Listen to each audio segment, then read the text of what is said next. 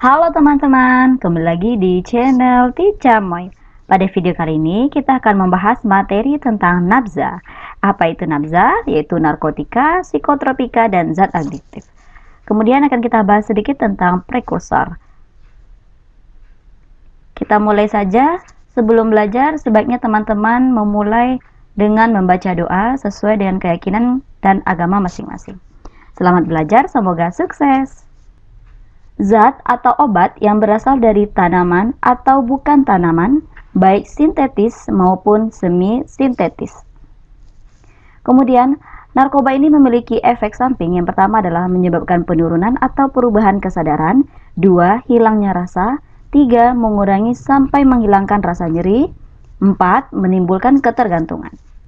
Kita bahas sedikit yang berkaitan dengan narkotika. Yang pertama adalah pecandu narkotika, yang merupakan orang yang menggunakan atau menyalahgunakan narkotika, dan ketergantungan pada narkotika baik secara fisik maupun psikis.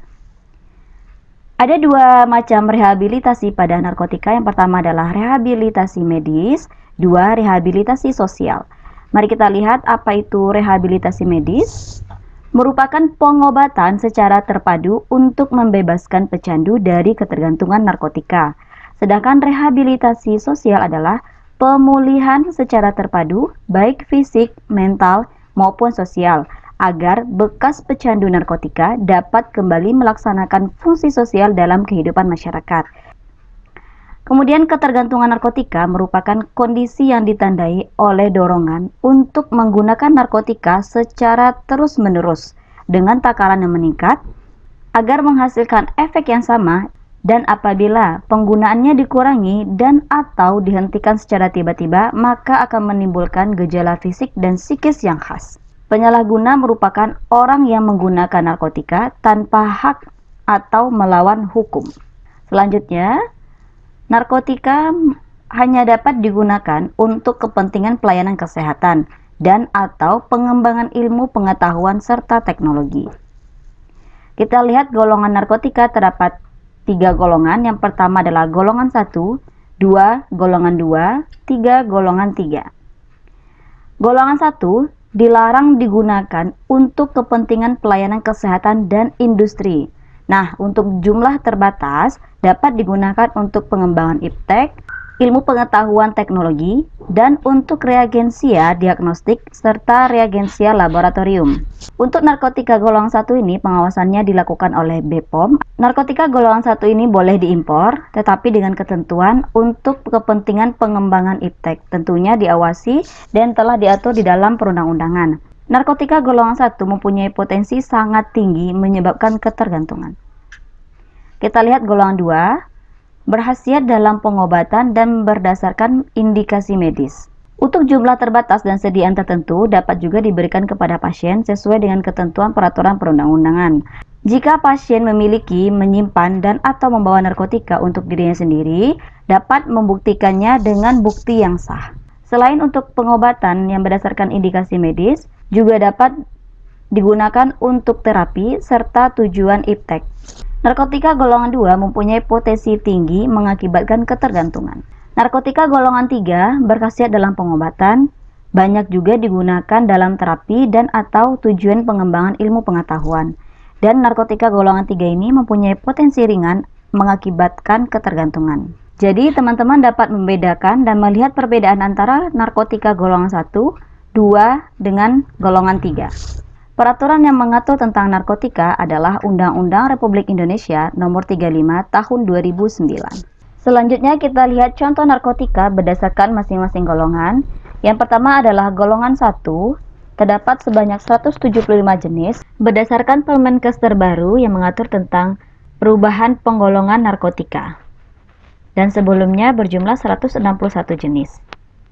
Contohnya apa saja? Yang pertama adalah Vetiver somniferum, 2 opium mentah, opium masak, 3 tanaman koka, daun koka atau kokain, kemudian kokaina, 4 tanaman ganja untuk semua bagian tanaman, 5 heroin, 6 amfetamina, 7 MDMC atau metilon, 8 dibutilon, 9 eutilon, 10 garam-garam dari narkotika dalam golongan tersebut di atas, dan lain-lain masih banyak lagi, yaitu sebanyak 175 jenis. Untuk yang berwarna merah ini merupakan tambahan dari golongan 1 yang telah mengalami perubahan, dan masih banyak lagi tambahannya. Nanti teman-teman bisa melihat pada perubahan golongan narkotika. Selanjutnya golongan 2 sebanyak 91 jenis. Yang pertama adalah dipipanona, 2 metopon, 3 benzetidin, 4 morfina, 5 hidromorfona, 6 fentanil, 7 oksidona, 8 petidina, 9 sufentanil, dan 10 garam-garam dari narkotika dalam golongan tersebut di atas, dan lain-lain, yaitu sebanyak 91 jenis. Untuk golongan 3, yang pertama adalah dihidrokodenia, etilmorfina, 3 kodein, 4 nikokodina, 5 propiram, 6 garam-garam dari narkotika dalam golongan tersebut di atas, dan lain-lain. Untuk contoh narkotika yang berwarna biru merupakan contoh narkotika yang terdapat pada Formularium Nasional, yaitu sebagai analgesik narkotik. Untuk selanjutnya, teman-teman bisa membaca pada Kemenkes RI nomor HK.07/Menkes/813/2019, yaitu tentang Formularium Nasional. Untuk mengetahui lebih dalam perubahan penggolongan narkotika diatur dalam Permenkes RI nomor 44 tahun 2019, ini yang terbaru, yang sebelumnya menggantikan Permenkes RI nomor 50 tahun 2018, yaitu perubahan penggolongan narkotika, dan ini sudah tidak berlaku lagi. Bagi teman-teman yang baru bergabung pada channel Ticamoy, jangan lupa aktifkan tanda loncengnya agar tidak ketinggalan video selanjutnya. Dan jangan lupa like, subscribe, dan share ke semua media sosial yang kamu punya. Selanjutnya kita bahas tentang psikotropika, merupakan zat atau obat baik alamiah maupun sintetis dan bukan narkotika. Psikotropika ini berkhasiat psikoaktif melalui pengaruh selektif pada susunan saraf pusat yang menyebabkan perubahan khas pada aktivitas mental dan perilaku. Untuk kepentingan pelayanan kesehatan dan ilmu pengetahuan, psikotropika ini dapat digunakan dan sifatnya mengakibatkan sindroma ketergantungan. Terdapat 4 golongan psikotropika. Yang pertama adalah psikotropika golongan 1, yaitu hanya dapat digunakan untuk tujuan ilmu pengetahuan, dilarang diproduksi dan atau digunakan dalam proses produksi. Psikotropika golongan 1 disalurkan oleh pabrik obat dan PBF kepada lembaga penelitian dan atau lembaga pendidikan guna kepentingan ilmu pengetahuan. Dan psikotropika golongan 1 ini memiliki potensi amat kuat mengakibatkan sindroma ketergantungan. Psikotropika golongan 2 berkhasiat sebagai pengobatan dan banyak digunakan dalam terapi dan atau untuk tujuan ilmu pengetahuan. Kemudian, psikotropika golongan 2 ini potensinya kuat mengakibatkan sindroma ketergantungan. Psikotropika golongan 3 berkhasiat pengobatan dan banyak digunakan dalam terapi dan atau untuk tujuan ilmu pengetahuan. Potensi sedang mengakibatkan sindroma ketergantungan. Psikotropika golongan 4 berkhasiat pengobatan dan sangat luas digunakan dalam terapi dan atau untuk tujuan ilmu pengetahuan dan memiliki potensi sedang mengakibatkan sindroma ketergantungan. Kita lihat contoh masing-masing dari golongan psikotropika. Yang pertama adalah psikotropika golongan 1, contohnya adalah ekstasi, 2 LSD, 3 DOM, dan lain-lain. Kemudian memiliki efek halusinasi dan merubah perasaan secara drastis. Untuk psikotropika golongan 2, contohnya yang pertama adalah metamfetamin, 2 amfetamin, 3 fenitoin, 4 amineptina, 5 metilfenidat, 6 sekobarbital. Kemudian fungsinya adalah menyembuhkan berbagai penyakit dengan resep dokter. Pada psikotropika golongan 2 ini yang berwarna biru merupakan beberapa contoh yang mengalami perubahan. Kemudian untuk golongan 3, contohnya yang pertama adalah mogadon, 2 buprenorfin, 3 amobarbital, dan lain-lain. Jika psikotropika golongan 3 ini digunakan Dengan dosis yang berlebih, maka dapat mengakibatkan menurunkan kerja sistem secara drastis. Selanjutnya untuk golongan 4, yang pertama adalah Lexotan, 2 pil koplo atau Nipam, yaitu fungsinya sebagai ansietas, 3 sedatif sebagai penenang, 4 diazepam, 5 hipnotika yang berfungsi untuk obat tidur, 6 nitrazepam.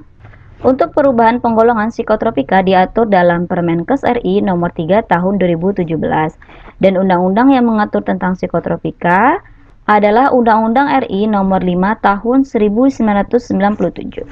Selanjutnya kita bahas tentang zat adiktif. Zat adiktif ini merupakan zat selain narkotika dan psikotropika yang mengakibatkan ketergantungan, membahayakan kesehatan, serta ditandai perubahan perilaku, kognitif, fenomena fisiologis, serta keinginan kuat untuk konsumsi bahan tersebut.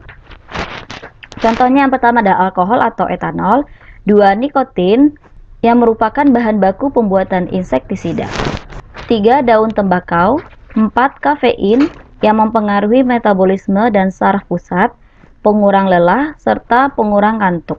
Permenkes Nomor 56 Tahun 2007 membahas tentang pencantuman peringatan kesehatan dan informasi kesehatan pada kemasan produk tembakau. Contohnya ini adalah rokok. Kemudian Peraturan Presiden RI Nomor 109 Tahun 2012 tentang pengamanan bahan yang mengandung zat adiktif berupa produk tembakau bagi kesehatan. Nah, ini dibahas semua. Pada pasal 8 berbunyi, penyelenggaraan pengamanan bahaya yang mengandung zat adiktif berupa produk tembakau bagi kesehatan. Yang pertama adalah produksi dan impor, 2 peredaran, 3 perlindungan khusus bagi anak dan perempuan hamil, kemudian yang terakhir adalah kawasan tanpa rokok. Selain PP RI Nomor 109 Tahun 2019 tentang pengamanan bahan yang mengandung zat adiktif, pengamanan zat adiktif juga diatur dalam Undang-Undang RI Nomor 36 Tahun 2009 tentang kesehatan, terdapat pada pasal 113 sampai 115. Nah, untuk kawasan tanpa rokok dibahas pada pasal 115 pada ayat 1 berbunyi, kawasan tanpa rokok yang pertama adalah fasilitas pelayanan kesehatan, 2 tempat proses belajar mengajar, 3 tempat anak bermain, 4 tempat ibadah, 5 angkutan umum, 6 tempat kerja, 8 tempat umum dan tempat lain yang ditetapkan. Selanjutnya kita bahas sedikit tentang prekursor. Apa itu prekursor? Prekursor merupakan zat atau bahan pemula atau bahan kimia yang dapat digunakan sebagai bahan baku atau penolong untuk keperluan proses produksi industri farmasi atau produk antara produk ruahan dan produk jadi. Prekursor ini sangat potensial digunakan untuk memproduksi narkotika atau psikotropika secara gelap. Prekursor dikelompokkan dalam 2 tabel 1 dan tabel 2. Prekursor tabel 1 memiliki 14 jenis yang merupakan bahan awal dan pelarut yang sering digunakan dan diawasi lebih ketat dibanding dengan tabel 2. Tabel 2 memiliki 9 jenis. Penggunaan prekursor yang tidak sesuai dengan peruntukannya atau disalahgunakan akan menimbulkan gangguan kesehatan, instabilitas bidang ekonomi, gangguan keamanan, serta kejahatan secara internasional. Sehingga prekursor perlu diawasi secara ketat. Prekursor diatur dalam PP RI Nomor 44 Tahun 2010. Peraturan BPOM Nomor 4 Tahun 2018 tentang pengawasan pengelolaan obat, bahan obat, narkotika, psikotropika, dan prekursor farmasi di fasilitas pelayanan kefarmasian. Kemudian dalam Permenkes RI Nomor 3 Tahun 2015 tentang peredaran, penyimpanan, pemusnahan, dan pelaporan narkotika, psikotropika, dan prekursor farmasi. Oke, itulah materi yang terkait dengan nafza serta prekursor. Jangan lupa like, subscribe, dan share ke semua media sosial yang kamu punya. Semoga video ini bermanfaat. Terima kasih. Wassalamualaikum warahmatullahi wabarakatuh.